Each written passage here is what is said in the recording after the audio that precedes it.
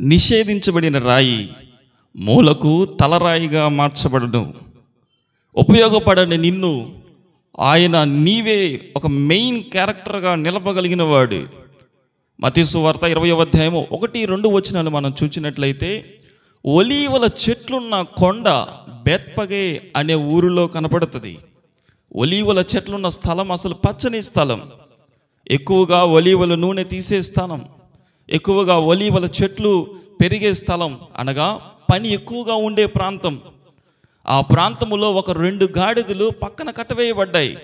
వాస్తవానికి అలాంటి పరిస్థితుల్లో పెంచబడిన ఏ గాడిద పక్కన కట్టవేయబడటానికి వీలు లేదు. కారణం ఏమిటంటే, ప్రతి గాడిదకు చేసినంత పని, ప్రతి గాడిదకు మోసినంత బరువు ఒలీవల చెట్లు కానివ్వండి, ఒలీవల ఆకులు కానివ్వండి, ఒలీవల నూనె కానివ్వండి, ఏదో ఒకటి పని కొండ మీద నుంచి కిందకో, కింద నుంచి కొండ మీదకో యజమానికి ఏదో లాభము చేకూర్చవలసిన భారము, బాధ్యత, పనిలో నిమగ్నమైన పనితనం ఆ గాడిదకు ఉంటుంది. కానీ అలాంటి పచ్చని ప్రదేశాలలో, అలాంటి పని కలిగిన ప్రదేశాలలోనే పక్కన కట్టవేయబడిన 2 గాడిదలు ఉన్నాయి. గాడిదయు దాని పిల్లయు దేనికి పనికిరానిదిగా, యజమానునికి నిరాశ తెచ్చినదిగా, పని చేయనిదిగా, పనితనము లేనిదిగా, ఉపయోగపడనిదిగా పక్కన కట్టవేయబడి ఉంది. గాడిద నుంచి మనం ఒకసారి ఆలోచిద్దాం. గాడిద వైపు నుంచి ఆలోచించే ప్రయత్నం చేద్దాం.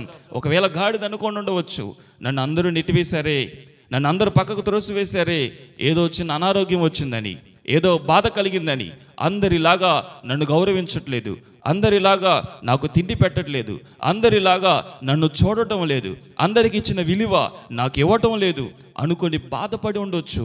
కానీ యేసు దాని యొక్క బాధను చూచాడు, కట్టబడి ఉన్న దానిని మరలా విడిపించాడు.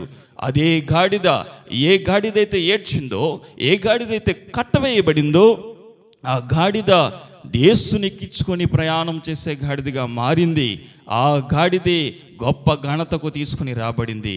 విసర్జించబడిన ఆ గాడిదను మూలకు తలరాయిలాగా, నిషేధించబడిన దానిని, పక్కకు నెట్టివేయబడిన దాన్ని గొప్పగా, మెయిన్ ప్రత్యేకమైన దానిగా, నిజముగా ఉపయోగపడే దానిగా మార్చగలిగిన సమర్థుడు నా యేసు ప్రభువారు.